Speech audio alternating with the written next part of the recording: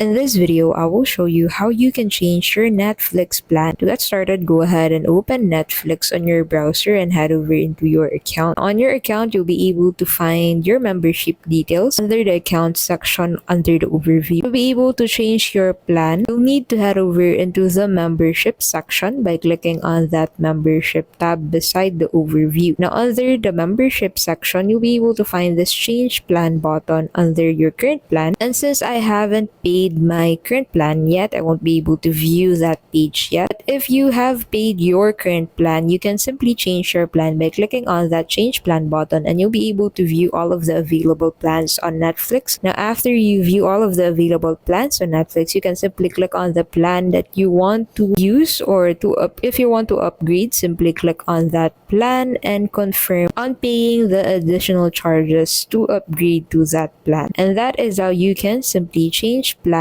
on Netflix. Thank you so much for watching, and we'll see you in the next video.